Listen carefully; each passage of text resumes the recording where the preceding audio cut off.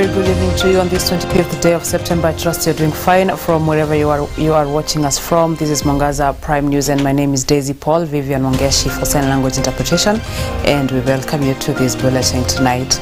Now, Isiolo County is a major beneficiary of the ongoing construction of the 100 billion Kenyan shillings 750-kilometer Horn of Africa Gateway Road project. This transformational corridor will be supplemented by the ongoing construction of the 28 billion Kenyan shillings 320-kilometer Lamu Port, Ijara, Isiolo, Garissa Isiolo Road, making Isiolo the intersection for major trade and investment opportunities. Program ambayo inaendelea sasa this financial year, pesa ambayo imepeanwa na Rais Ruto ya kuongeza stima mashinani katika town zote katika area ya Isiolo ni milioni 711, 711 million shillings worth of electricity projects for Isiolo County alone. Na vile vile tumekamilisha ujenzi wa kile kiwanda cha stima cha Merti ambazo kitaongeza nguvu ya stima isiwe inakuja ikipotea. So we have an electricity plant in Merti ambayo tumejenga. Mimi nilikuwa hapo 2 months ago, imekamilika pale Merti, hybridization plant ambayo imegharimu serikali ya Kenya milioni 360. Na kwa mara ya kwanza watu wa kaskazini mwa Kenya wataunganishwa na mji wa Nairobi kupitia Isiolo, kupitia barabara ambaye ni barabara ndefu zaidi kuwahi kutengenezwa na serikali moja, kilomita 750 ya lami ambaye itagharimu bilioni 100 za Kenya, shilingi bilioni 100, ambaye itaunganisha Mandera na Wajir na Isiolo. Ndio mtu akifika Isiolo ashike lami afike Nairobi. Top Siaya County government officials will have to appear before the Ethics and Anti-Corruption Commission for grilling over an employment scam in the devolved unit. EACC's Nyanza Regional Director Abraham Kemboi has said that both the Executive County Public Service Board and the County Assembly leadership will be grilled to shed light on their role in the scandal that saw 382 health care personnel laid off despite having worked for 8 months. My name is Abraham Kemboi. I am accompanied here by my colleagues from EACC, and we came to Siaya to get to know what is the problem of the so-called irregular employment of healthcare employees. We have met with their representatives and we have agreed on the way forward. We appear like we have ambushed them. The notice was very brief, so we are affording them an opportunity to put their records in order, so that now we will come back on Monday, sit with them, be able to forge the way forward in unraveling this scandal. When you are doing a professional investigation, you summon all the people that are useful to that investigation. You cannot conclusively make a recommendation without engaging the county government and even the public service board, probably even the county assembly, because they're the ones who approve the structure and they also approve the budget for recruitment. So all those will be engaged We have engaged the county. We are also engaging the County Public Service Board. The Regional Commissioner, Central Region, Joshua Kanatha, has said a crackdown of mirror vehicles drivers is ongoing in all roads, especially the busy Moya-Embu Highway, to the speeding mirror drivers that are leading to accidents and loss of lives in Kirinyaga County. And speaking in Kagumo, Kirinyaga Central, Kirinyaga County, the Regional Commissioner said the crackdown is being enforced by the traffic police officers, and several drivers have been arrested and prosecuted. Kwa majina naitwa Joshua Kanatha, Regional Commissioner Central. Niko na kamati yangu ile tunahusika na mambo ya kuhakikisha kazi inaendelea. Tuko na Regional Police Commander ndani, tuko na engineer in charge of the resident engineer hapa. Tuko na contractor, you can see, tuko na county commissioner, tuko na government delivery unit. Na wengine wale wako hapa, na wengine wako mbele, na wengine wanatungojea.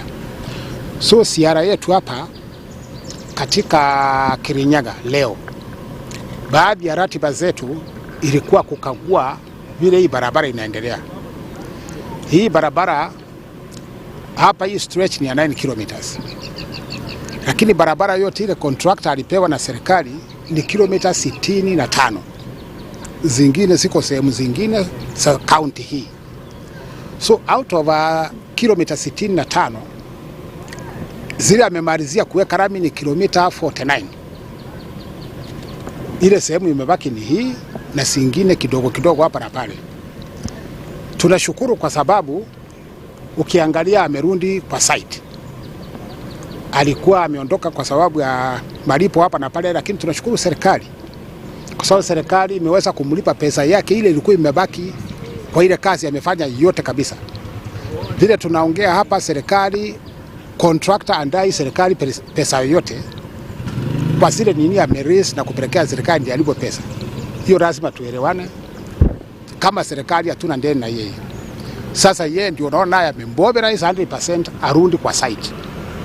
Na ametuhakikishia kufikia Disemba, kama mambo yote iko sawa, atakuwa amemalizana hata kuweka rami hii barabara.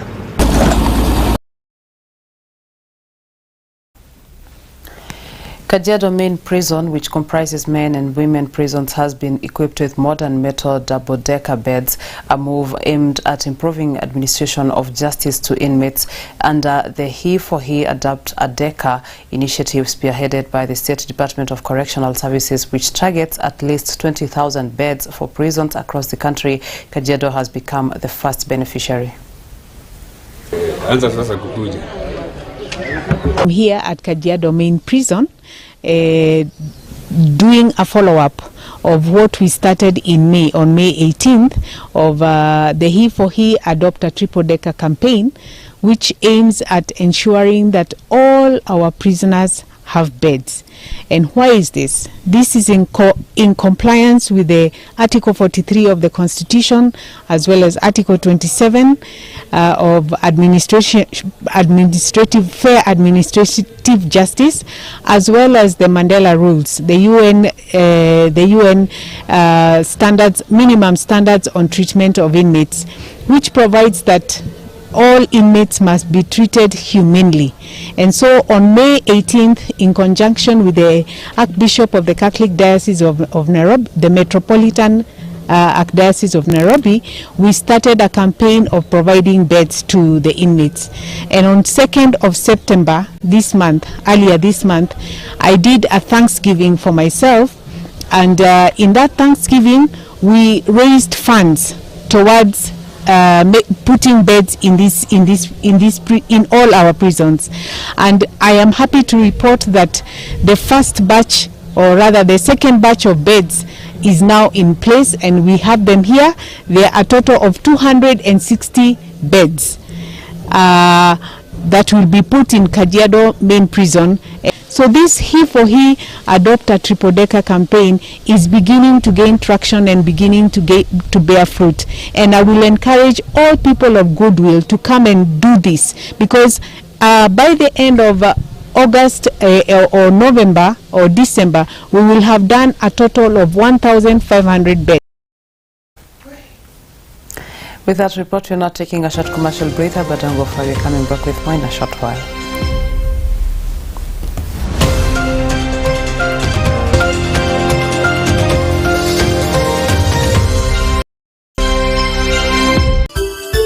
Unatazama Mwangaza TV, tumaini lako.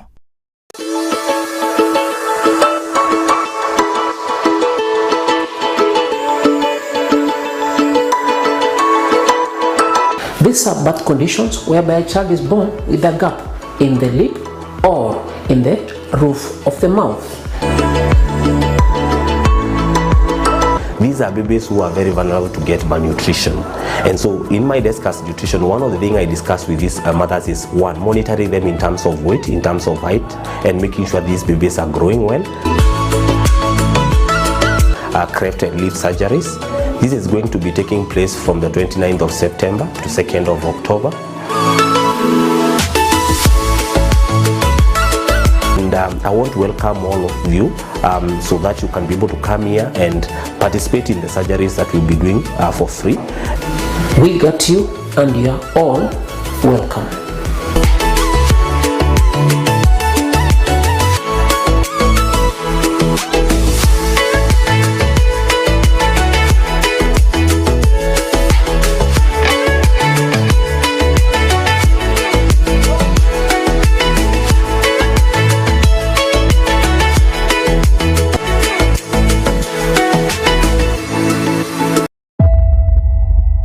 Neno la uzima ni wakati wa kulishwa kiroho na kupata mafunzo ya kipekee kuhusiana na mambo yaliyotata. Hakuna shida kuitwa, tumeitwa na kuokoka, tumeokoka. Na sisi ni watakatifu. Na lugha tunaongea. Na sisi ni watakatifu. Lakini katikati yako kunaweza kuwa kuna miuku inaongea. Either you are pastor, either you are bishop, either you are reverend, either you are apostle. Usipoelewa hii miuku itakumaliza. Ungana na Pastor Edward Mwai pamoja na watumishi wengine wa kanisa la Jesus Winner Ministry. Ni kwenye ibada ya neno la uzima, upate mahubiri na maombi yanayokupa mwangaza maishani. Ni kila siku ya Ijumaa kuanzia saa 3 asubuhi kwenye runinga ya Mwangaza, Kiheo TV na Mwangaza wa Neno FM. Neno la uzima na Pastor Edward Mwai. Zaburi 119 mstari wa 105. Neno lake ni taa ya miguu yangu na mwanga wa njia yangu. Amen.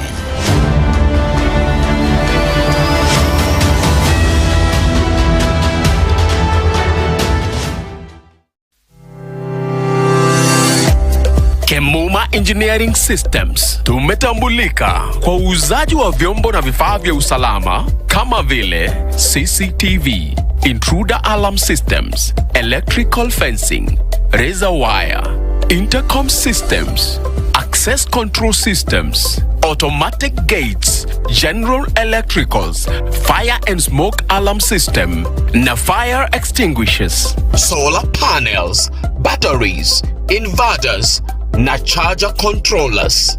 Tutembelee leo. Duka zetu ziko Nairobi, junction ya Kamai Road na Gaberon Road.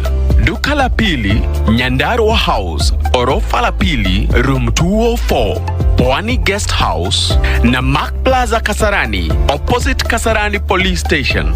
Tupigie simu 0793 949494 au 0793 494949 au 0758 121212. Kemuma Engineering Systems, we mind your security. Kumbe hata unanipigia ushafika. Mko vipi? Tuko salama kabisa. Ndio mmeingia saa hizi? Funguo ziko wapi? Una driving license? Niko nayo. Hebu nione kwanza. Mimi niko na experience ya Shakameta. Wow. Oti, fungua gate.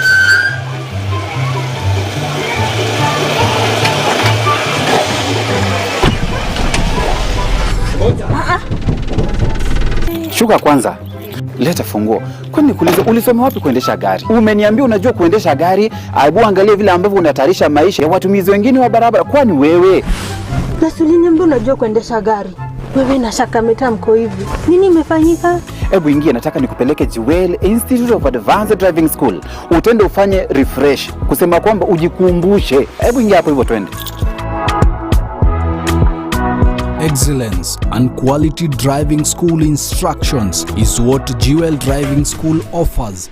It gives you an experience like no other, accredited by NTSA. A driver's safety comes along with careful driving, bearing in mind other road users and pedestrians included. We offer theoretical driving classes, executive classes and refresher courses. We offer training on both manual and auto transmission vehicles, and our training are based on the new NTSA curriculum.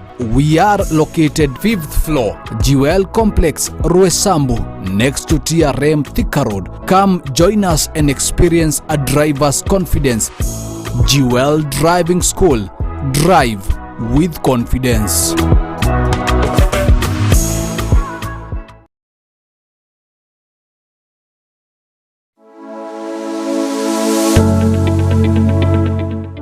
Ukiwa na biashara yako ambayo ungependa imfikie mteja wako vyema na kwa njia sabamba, zungumza nasi kupitia 0758487904, 0758487904. Mwangaza TV ni tumaini la biashara yako.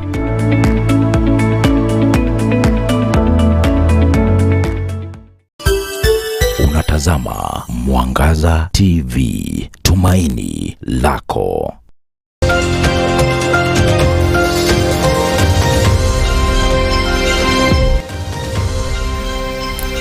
Welcome back. Now, young people from Lower Eastern region say the push by their Gen Z peers for leadership change will only become evident in the upcoming by-elections scheduled for November this year. They argue that if a large number of youth turn out to vote in these by-elections, it will be sufficient proof that they are ready to drive change in the 2027 general election. To change your notion that vijana hatutapiga kura, that vijana huwa hawapigi kura, because we've had I've learned ama nimesikia leo that 60% of voters ni sisi kama Gen Zs, ni sisi kama youth. So it means that the greater voice and the greater change lies with us. So tujitokeze in large numbers. We are calling out on our leaders, right from the top, from the president to the governors, to the senators, to the MPs, to the MCRs, and every other person who is involved in governance. The youths are making a cry, they are making an urge. Ensure that there is good governance. It's asking for justice, and that is what we are saying as a church. Let's have justice. Let's have a fair distribution of the resources. Fair distribution of even the positions that we are having in the government. Just let justice be seen, because without justice, then there is no way we can talk of good governance. The second issue that came out clearly on leadership is the issue of mercy. Yeah, we need not just to be, biased in terms of tribal affiliations, in terms of our status. Let's be moved by mercy. All Kenyans deserve mercy. That report brings us to the end of this bulletin. Many thanks for staying with us, and thank you to everyone who has made this a success. My name is Daisy Paul, Vivian Wangeshi for sign language interpretation. On behalf of the entire team, we're wishing you a good night.